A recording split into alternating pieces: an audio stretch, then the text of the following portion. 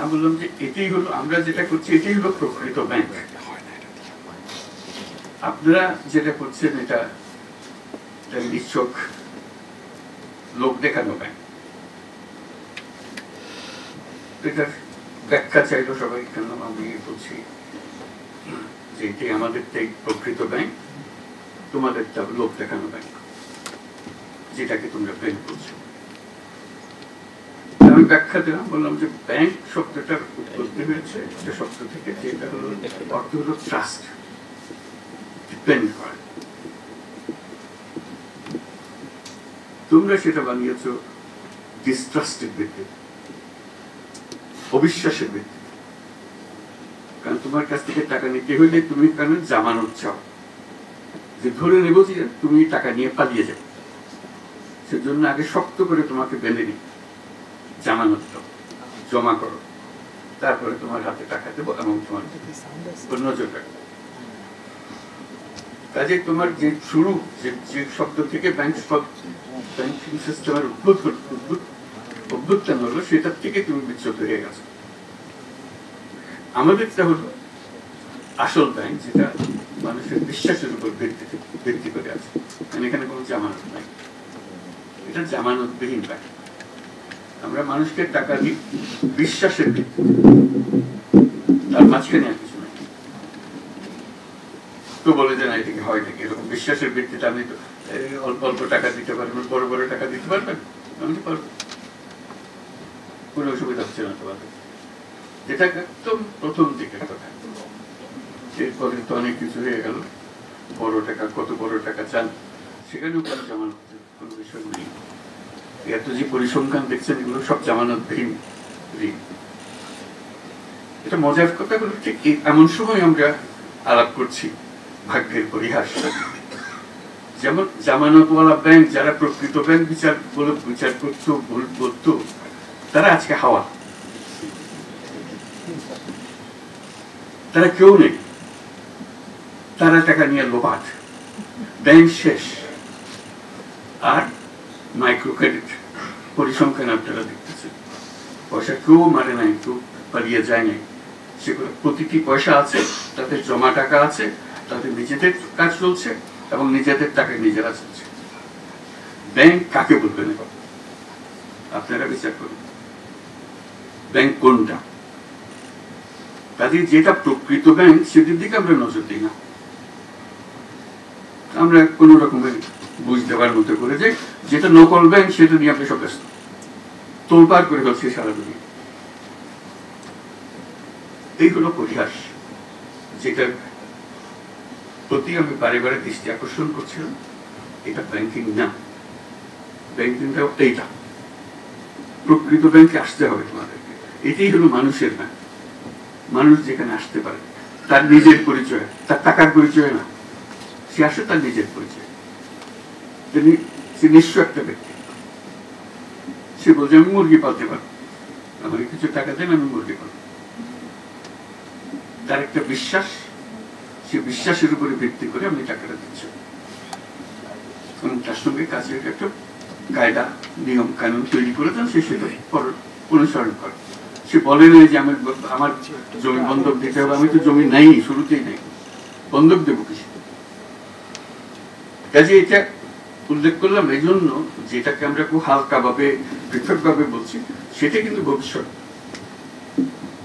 সেটাই প্রকৃত ব্যাংকিং, সেটাই হবে আগামী দিনের ব্যাংকিং, যেটাতে মানুষ নিজের পরিচয়ে কাজ করবে, নিজের বিশ্বাসের উপরে ব্যাংকিং চলবে, এই টাকা পয়সার উপরে ব্যাংকিং না। কাজে এটা হলো একটা সময়ের ব্যাপারে, আজকে ঠিক অ্যাপ্রোপ্রিয়েট সময় হলো কথাটা বুঝিয়ে বলার জন্য। রেগুলেটরি অথরিটির সৃষ্টি হলো কেন? যখন গ্রামীণ ব্যাংক শুরু হলো, প্রত্যেক এনজিও চেষ্টা করলো, এটা এত প্রসিদ্ধ হয়ে যাচ্ছে, এত নাম করছে, যেহেতু টাকা ফেরত পাচ্ছে, টাকা দিলে টাকা ফেরত পাওয়া যায়, তো সবাই চেষ্টা করলো যে আমরাও কিছু করি না, আমরাও তো গরিব মানুষ নিয়ে কাজ করি। প্রত্যেক এনজিও চেষ্টা করলো যে এটা করবো, শ্রমিক প্রসার করতে আরম্ভ করলো। ক্রমাগত ভাবে এর মধ্যে নানা রকমের নতুন নতুন জিনিস ঢোকাতে আরম্ভ করলো, নতুন আইডিয়া নিজেদের সুবিধার জন্য করতে আরম্ভ করলো। এটা ভবিষ্যতের জন্য খারাপ হবে এটা মনে করে দেখতে হবে, এটার কোনো একটা রেগুলেটরি অথরিটি হওয়ার দরকার। আমরা বাংলাদেশ ব্যাংকের সঙ্গে যোগাযোগ করলাম, বাংলাদেশ বলছে এটা আমাদের কাজ না। অর্থ মন্ত্রণালয়ের সঙ্গে কাজ করলাম, অর্থ মন্ত্রণালয় প্রথমে খুব গুরুত্ব দিল না, পরে বলেছে কি করতে হবে আমাদেরকে বলুন। তখন আমরা বলি একটা রেগুলেটরি অথরিটি হওয়ার দরকার, তার যে হারে এটা বাড়ছে এটা একটা বড় রকমের সমস্যার সৃষ্টি করতে পারে। এটা নিয়ে এলাকা করে বারে বারে বৈঠক করে অর্থ মন্ত্রণালয়, তখন গভর্নর ছিলেন ফখরুদ্দিন শেখ, সেটা সমর্থন করলো। একটা জায়গায় প্রাইস লাগলো যে আমি রেগুলেটরি অথরিটি হবে, কিন্তু এটা বাংলাদেশ ব্যাংকের অধীনে হবে না। এটাতে আমি ঘোরতর ভাবে আপত্তি দিলাম, বাংলাদেশ ব্যাংকের অধীনে হতেই পারে না। তারা ব্যাখ্যা চাইল রেগুলেটরি অথরিটি হতে হলে একমাত্র প্রতিষ্ঠান হলো বাংলাদেশ ব্যাংক, সেন্ট্রাল ব্যাংক। আমি একটা কথা ব্যাখ্যা করলাম, সেটা বহুবার বহু দেশে বলেছি, এখন বলি। সেটা হলো, দেখো আমরা যদিও এটাকে ব্যাংক বলি, গ্রামীণ ব্যাংকও ব্যাংক, অন্যান্য ব্যাংকও ব্যাংক, কিন্তু জিনিসটা হচ্ছে ভিন্ন জিনিস, একেবারে ভিন্ন। কিরকম ভিন্ন আমি উদাহরণ দিতাম, এখনো সেই উদাহরণ আবার বলবো আপনাদেরকে। আমি বললাম যে দেখেন, আমেরিকান ফুটবল ও ফুটবল, ইউরোপিয়ান ফুটবল ও ফুটবল, কিন্তু খেলা বেশি।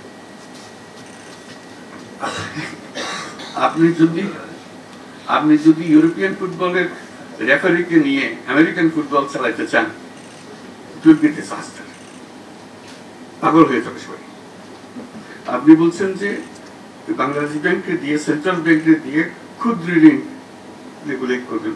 বাংলাদেশ ব্যাংক তো ক্ষুদ্র ঋণ জানেই না, সে তো ইউরোপিয়ান ফুটবলের রেফারি, তাকে রেগুলেটরি অথরিটি দায়িত্ব দেওয়া ঠিক হবে না। বলছে আমরা পৃথকভাবে করবো, আমরা পৃথকভাবে করবো, এটা বাংলাদেশ ব্যাংকের জিনিস হবে, এটাকে আমাকে ভিন্ন করতে হবে। এইটা নিয়ে বহুদিন ঝগড়া হলো, তো অবশেষে রাজি করালো, রাজি হলো যে এটাকে পৃথক করা হবে, পৃথকভাবে হবে। তখন কথা উঠলো যে একজন ডেপুটি গভর্নরকে দিয়ে এটা প্রধান হবে না, তাহলে আবার এটাকে নিচে নামিয়ে ফেলবে, গভর্নরকে এটা প্রধান হতে হবে, তাহলে এটা করতে হবে, ডেপুটি গভর্নরকে দিলে সে করতে হবে। এটা নিয়ে আবার ঝগড়া হলো, মতবিরোধ হলো, অবশেষে সেটাও রাজি হলো। তারপর যেটা এখানে আমাদের অফিসে এরা করবে, না তো এই অফিসে বাংলাদেশ ব্যাংকের অফিসে এটা হতে পারবে, এটা ভিন্ন পৃথক জায়গাতে হতে হবে। মানুষ যেন জানে তার রেগুলেটরি ওইটা বাংলাদেশ ব্যাংকের সঙ্গে কনফিউজ করে ফেললে বাংলাদেশ ব্যাংকের ইনফ্লুয়েন্স আসতে থাকবে, যে এই করো ওই করো, এটা ঠিক হবে। অবশেষে সেই হলো, আজকে সেটা নতুন বিল্ডিং হলো। এটি হলো আমার শেষ বক্তব্য। আমি খুব খুশি হলাম যে এটা পৃথকভাবে হয়েছে, খুব সুন্দরভাবে হয়েছে। যারা পৃথকভাবে করেছে তারা বাংলাদেশ ব্যাংকের অনেক লোক ছিল, কিন্তু তারা জিনিসটা বোঝার চেষ্টা করেছে এবং সেই বোঝার প্রতি সম্মান করে তারা সেই নিয়ম কানুন গুলো করেছে। তারা যদি বাংলাদেশ ব্যাংকের অন্যান্য ব্যাংকের যে রেগুলেটরি নিয়ম কানুন এগুলো এটার উপরে যদি স্থাপন করতো, তাহলে মাইক্রো ক্রেডিট সেদিনই শেষ হয়ে যেত, ওরা খুঁজে পাওয়া যেত না। তারা যেহেতু এটাকে সম্মান করেছে, বোঝার চেষ্টা করেছে, সেটার নিয়ম ধরে ধরে তারা অগ্রসর হয়েছে, যার জন্য আজকে এতদূর অগ্রসর হতে পেরেছে। আমি তাদেরকে বাহবা দিচ্ছি, ধন্যবাদ দিচ্ছি। বাংলাদেশ ব্যাংকের যারা এখানে এসে কাজ করেছেন এবং রেগুলেটরি অথরিটি এতদূর নিয়ে এসছে, তাদের সবাইকে অভিনন্দন জানাচ্ছি যে এই কাজটা এতদূরে নিয়ে আসে। আরেকটা ফল হলো, এই সমস্যা শুধু বাংলাদেশের না, যে দেশে মাইক্রো ক্রেডিট হয় সে দেশেই প্রবলেম হয় রেগুলেশন। কারণ এটা সেন্ট্রাল ব্যাংকের কোনো ব্যাংকিং নিয়মের মধ্যে পড়ে না, এক্সিস্টিং ব্যাংকিং নিয়ম। আমি বারে বারে বলে আসছি তোমাদের এত কথা চিন্তা করার কারণে বাংলাদেশ অলরেডি সমাধান দিয়ে দিয়েছে। Micro credit regulatory authority just follow them, তাদের নিয়ম কানুন নিয়ে আসো, তোমরা সেভাবে করো। বহু দেশ সেটা অনুসরণ করেছে। তারা যেহেতু দেখছে যে এটা বড় হচ্ছে, এটাকে সামাল দিতে হবে, কাজে এটা মাইক্রো ক্রেডিট রেগুলেটরি অথরিটি শুধু যে বাংলাদেশের জন্য কাজ করেছে তা না, এটা আন্তর্জাতিকভাবে অনেক দেশে সহায়ক করেছে, সাহায্য করেছে যে জিনিসটা করে দেওয়ার জন্য। তো সেটার জন্য আমি অভিনন্দন জানাচ্ছি মাইক্রো ক্রেডিট রেগুলেটরি অথরিটিকে, দৃষ্টান্ত স্থাপন করার জন্য এক অধ্যায় মাইক্রো ক্রেডিটের যে কন্টিনিউয়াম যেভাবে এটা চলছে, তার মধ্যে মাইক্রো ক্রেডিট রেগুলেটরি অথরিটির একটা বিরাট অধ্যায়। এটা ছোটখাটো জিনিস না, কাজে এই সম্মান, এই ঐতিহাসিক গুরুত্ব আমরা তাদেরকে দেবো। অবশ্য পৃথিবী দেবে, দেশ দেবে, এই গুরুত্বপূর্ণ ভূমিকা তারা পালন করেছে এবং সুন্দরভাবে পালন করছে। সেই জন্য আমরা তাদেরকে ভাবা দিচ্ছি এত করে এটা সহজ জগৎ নয়,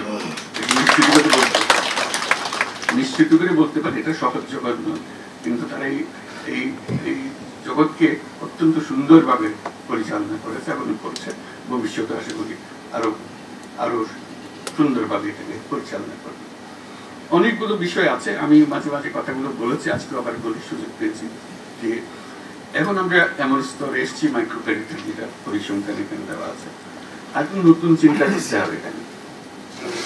মাইক্রো ক্রেডিট ব্যাংক স্থাপন, এটা এখন এনজিও,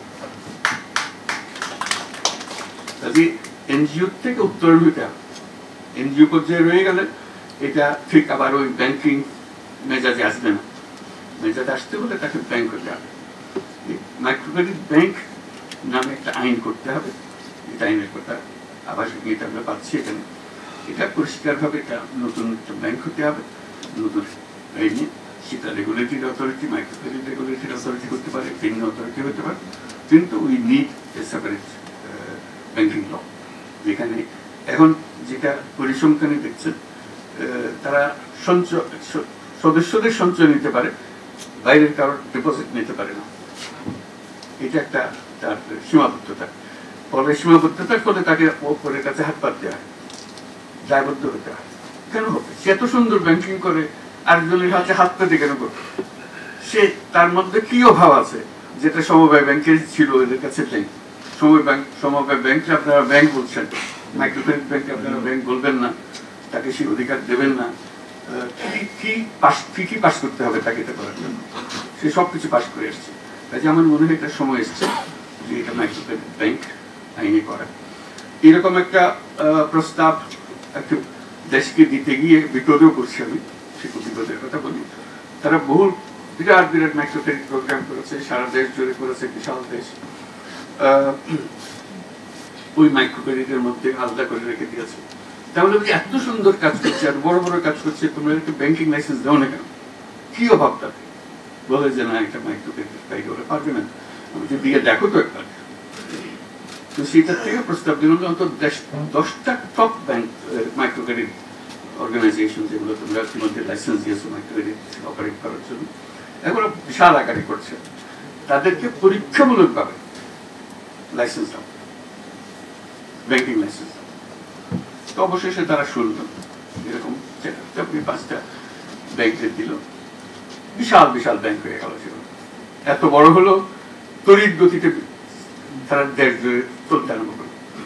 আমি তাড়াতাড়ি বললাম যে তোমরা লাইসেন্স দিয়েছো, ভালো করেছো, কিন্তু একটা কথা খেয়াল করো নাই, আমি তো মাইক্রো ক্রেডিট ব্যাংক করতে বলেছিলাম, তোমরা তো একটা কনভেনশনাল ব্যাংক বানিয়ে ফেললে, লাইসেন্স ফুল ব্যাংকিং লাইসেন্স দিয়ে দিচ্ছে, এটা মাইক্রো ক্রেডিট ব্যাংকিং লাইসেন্স, এইটা ছাড়া সে অন্য কাজ করতে পারে। এখন যেই মাত্র সে ব্যাংকিং লাইসেন্স পেয়েছে, বড় বড় ইনভেস্টররা এসে হাজির হয়ে গেছে, হাজির হয়ে তাদেরকে পুরো ব্যাংক বানিয়ে গেছে এবং সারা দেশ জুড়ে এটা করতেছে। তাহলে যে এটা ভুল হয়ে গেছে। তো সে কথাটা মনে করিয়ে দিচ্ছে এখানেও, আমরা যখন মাইক্রো ক্রেডিট ব্যাংকের লাইসেন্স দেবো, পরিষ্কার বলতে হবে যে এই কাজের জন্যই লাইসেন্স দেওয়া হচ্ছে, কনভেনশনাল ব্যাংকিং এর জন্য লাইসেন্স দেওয়া হচ্ছে না, আলাদা করে ফেলা। তার সঙ্গে একটা এডিশনস আছে, এই ব্যাংক যেগুলো হবে এগুলো হলো সামাজিক বাণিজ্যের ব্যাংক, সামাজিক ব্যবসার ব্যাংক, এটা কারো মুনাফার জন্য না। এখানে এই বৈশিষ্ট্য এনজিও হলে সেটা সমস্যা নাই, কারণ যেহেতু এনজিওকে পয়সা নিজস্ব খাতে আমদানি আয় করতে পারছে না, লাভ করতে পারছে না। যেই মাত্র ব্যাংকিং লাইসেন্স দেওয়া হবে, তো বলছি ঠিক আছে আমি ব্যাংকিং লাইসেন্স নিলাম, আমি এখন টাকা রোজগার করবো। সেখানে লাইসেন্সের মধ্যে, আইনের মধ্যে থাকবে এটা একটা সামাজিক ব্যবসার প্রতিষ্ঠান হবে, অর্থাৎ মালিক এর কাছ থেকে কোনো মুনাফা নিতে পারবে না। এবং মালিক সদস্যরা, মাইক্রো ক্রেডিটের একটা বৈশিষ্ট্য, সদস্যরা মালিক হয়। কাজে যেমন গ্রামীণ ব্যাংকের মালিক, ব্যাংকের গ্রামীণ ব্যাংকের 90% মালিকানা হলো গ্রামীণ ব্যাংকের যারা ঋণ গ্রহীতা, তারাই মালিক এবং তারাই বোর্ডে বসে, তারাই নিয়ন্ত্রণ করে। কাজে ওই রকম একটা কিছু ব্যাংকিং লাইসেন্স হবে, যেখানে তারা পার্টিসিপেট করবে, তাদের জন্য তারা মুনাফা পাবে।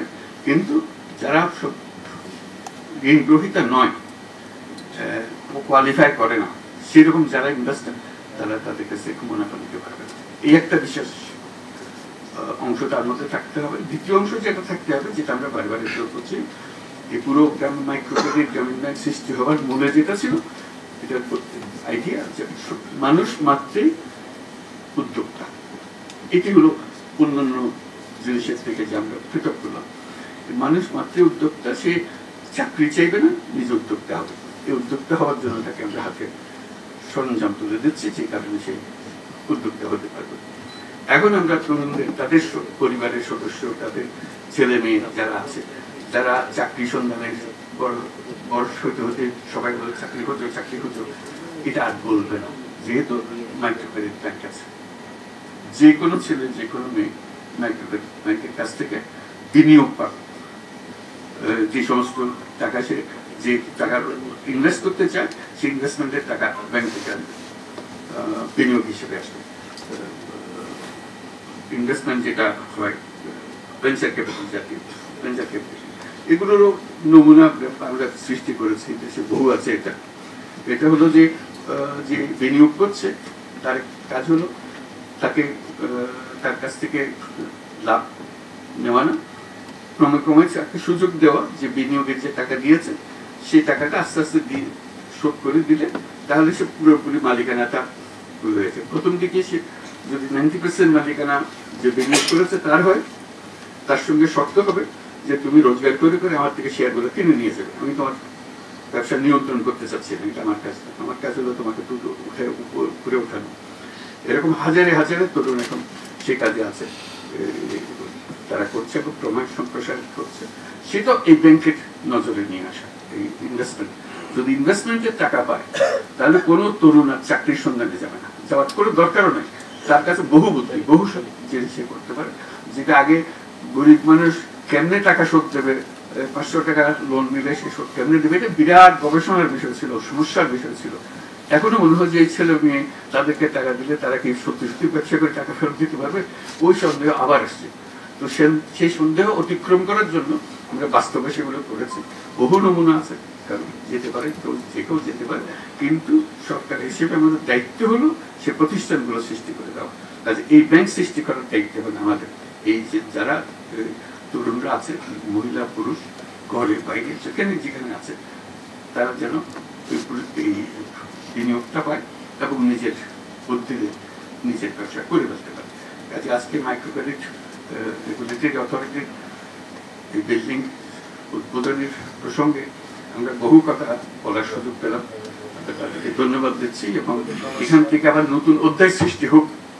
যে পর্যন্ত আসলাম এটা বিরাট একটা অধ্যায়, কিন্তু আমরা বিরাট অধ্যায় শেষ করে আছি নিজস্ব ভবনে আসলাম, যে কথা বারে বারে উল্লেখ করা হয়েছে।